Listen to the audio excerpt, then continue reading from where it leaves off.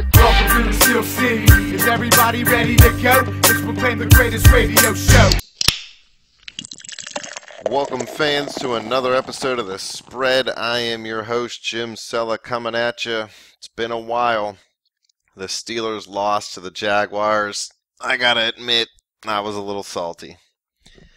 Couldn't take it. Haven't been on the air since. Didn't want to come on the air because, quite honestly, I didn't want to make an ass of myself and just start yinsing it up and complaining about everything like the refs and this and that, when, quite honestly, the Steelers dealt their own hand and they lost.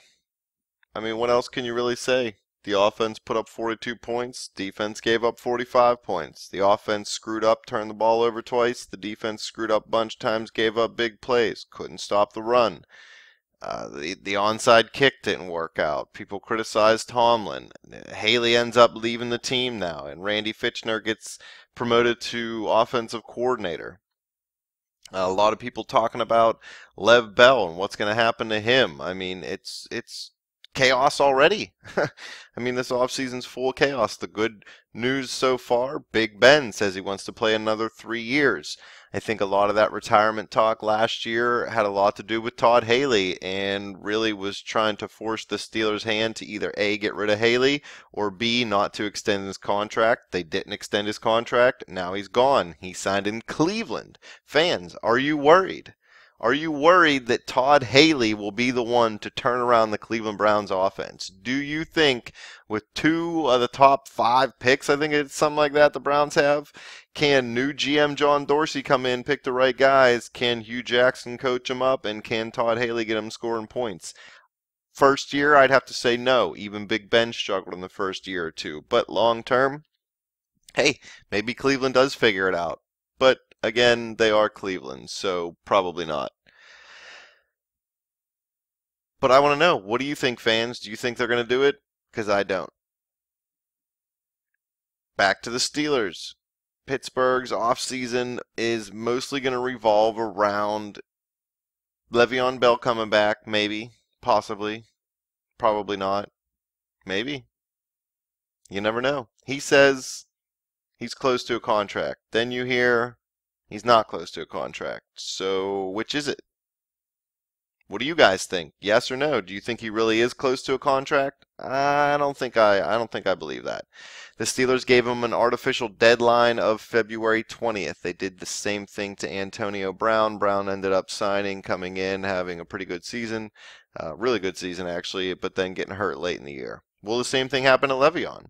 Will he sign that deal? Will he sign a franchise tag? Le'Veon said before the Jaguars game that he would rather retire than sign a franchise tag. Le'Veon was also late to the walkthrough before the Jags game. I think he was only there for like the last 10 or 15 minutes, if that.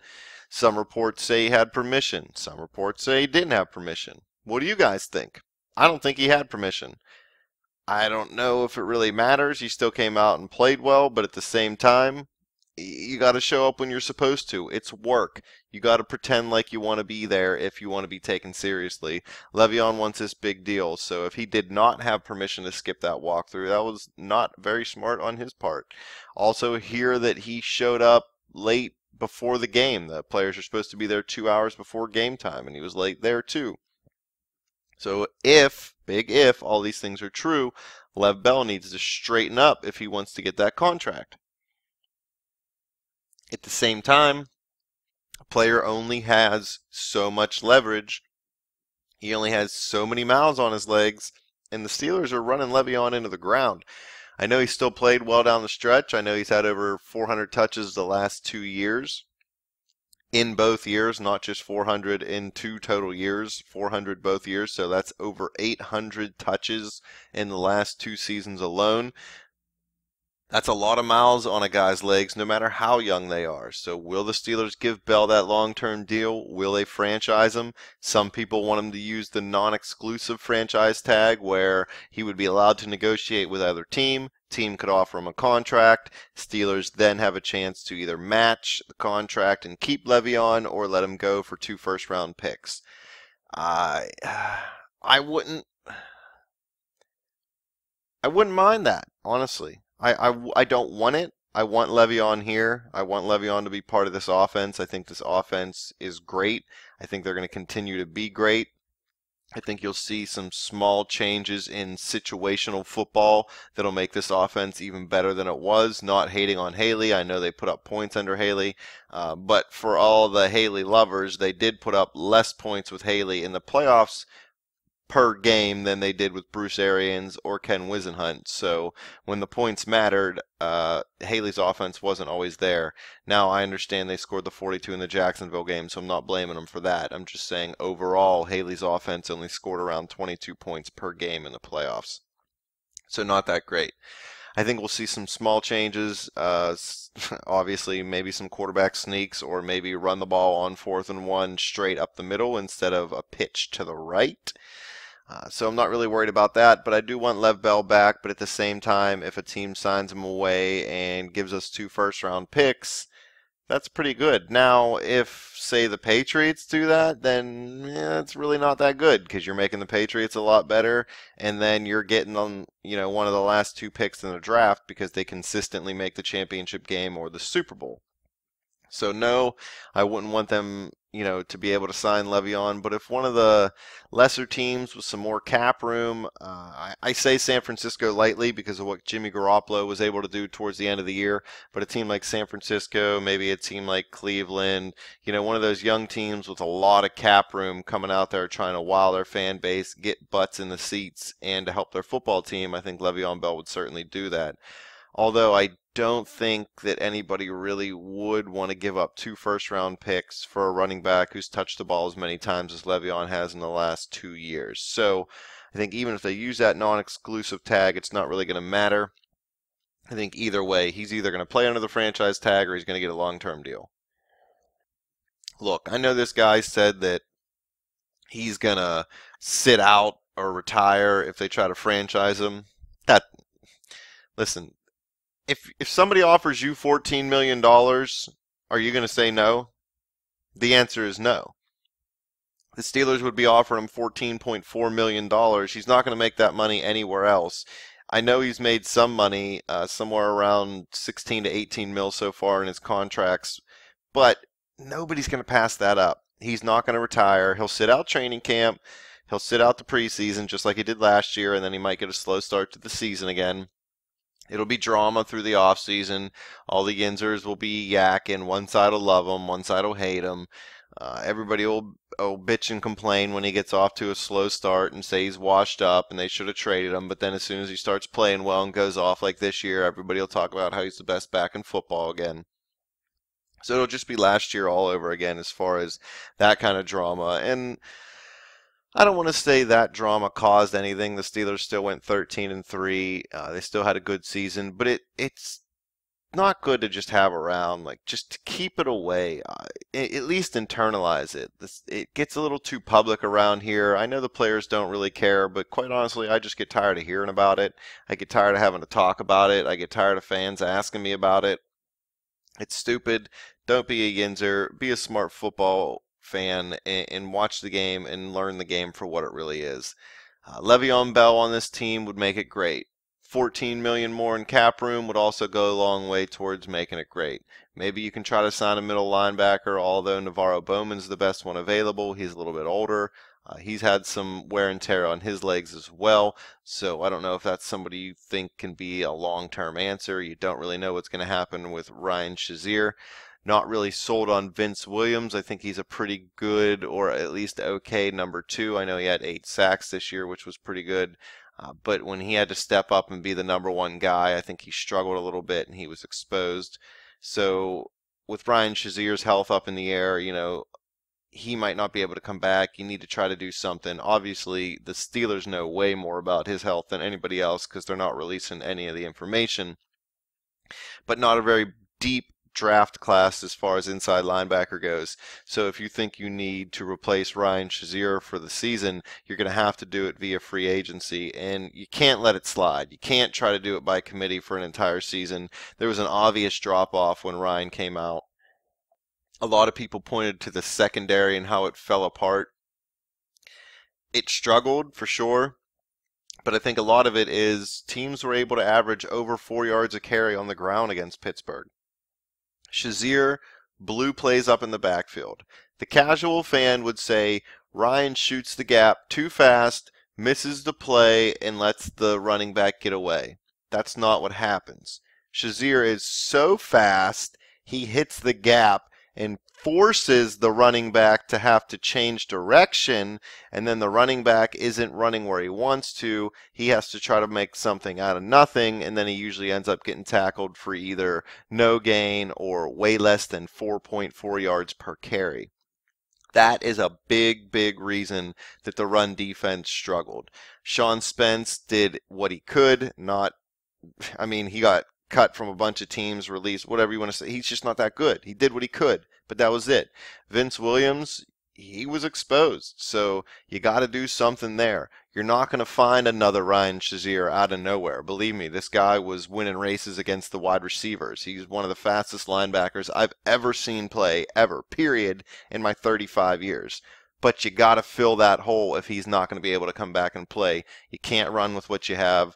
I'm worried even if they would get the top middle linebacker in the draft, which they're not gonna, that would be a lot for a rookie to come in and play right now. They're a Super Bowl caliber team. They need to play like it. They need a veteran in there. They need a guy they can trust.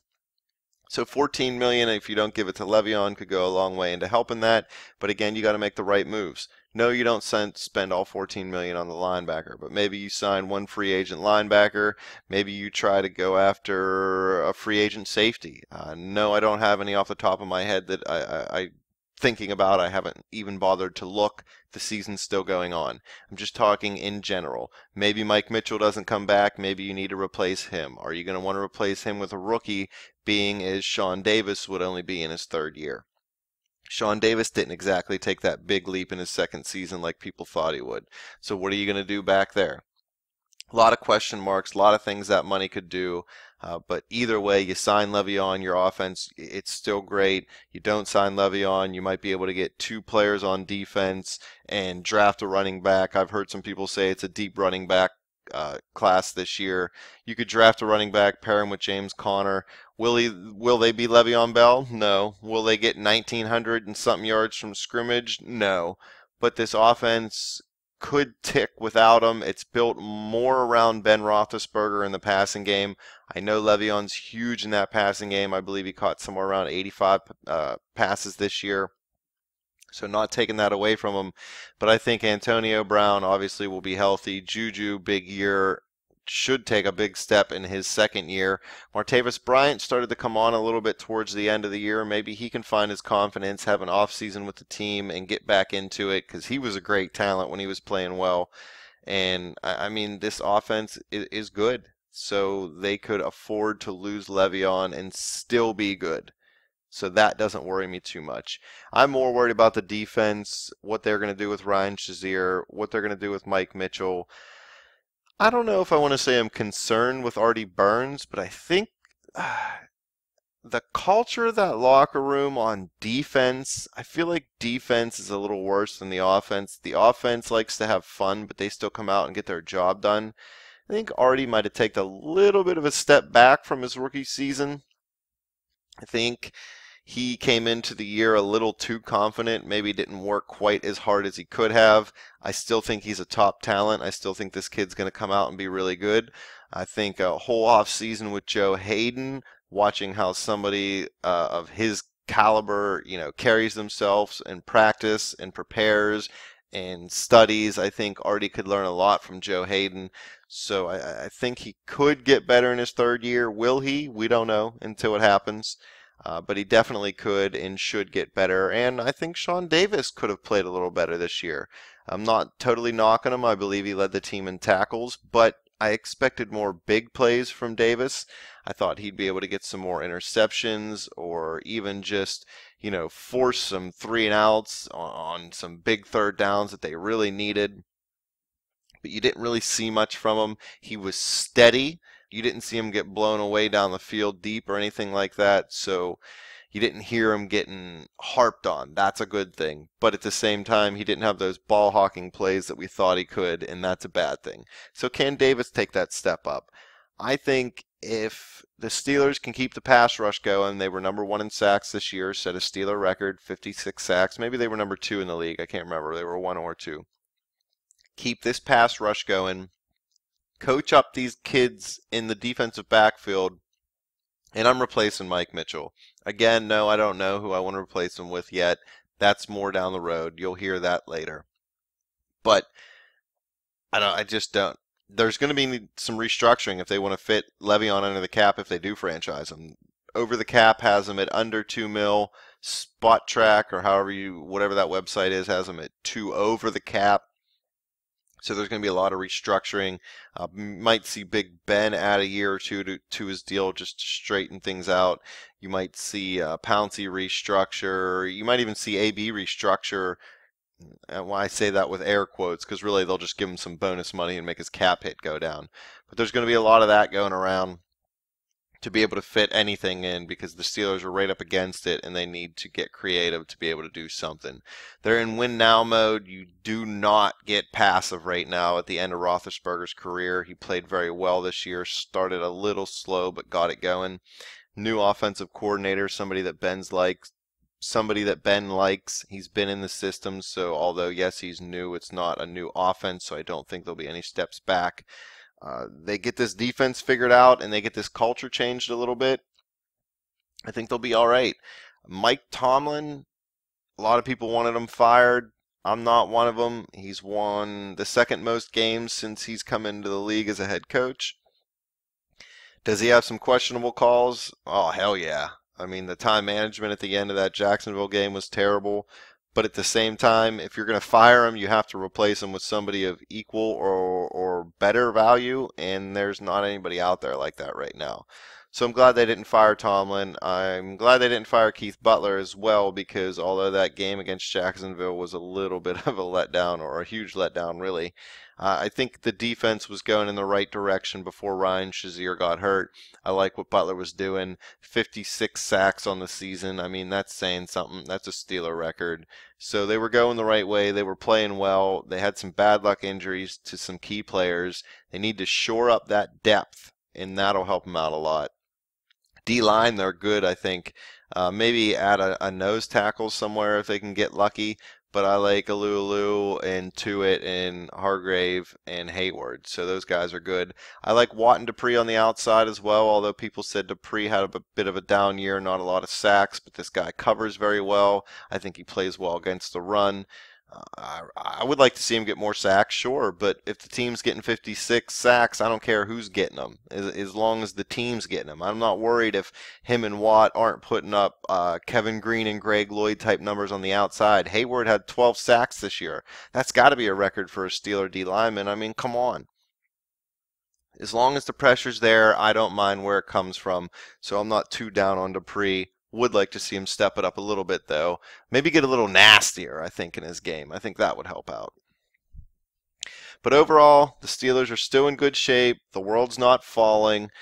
Yes, Tom Brady might win another Super Bowl. Yes, the Patriots might tie us for 6. Yes, that is probably the most heartbreaking thing a Steeler fan could ever think of. Anybody but Tom Brady and the Patriots, quite honestly, and I really wouldn't care that much. You would just use it as motivation to, kind of go out there and try to do better. But you just gotta hate Brady so much, and I hate Belichick, and I just hate Robert Kraft, and I hate everybody in Boston. So sorry if you're from Boston and you're still listening. I probably hate you. I really can't do anything about it. It's just the way I'm bred. So just deal with it. Move on and run Tom Brady over whenever you see him in the street. But overall, that's all I got to say right now. Fans, keep tuning in this offseason. We'll have some great content for you. Jay Dash is putting together some episodes for us.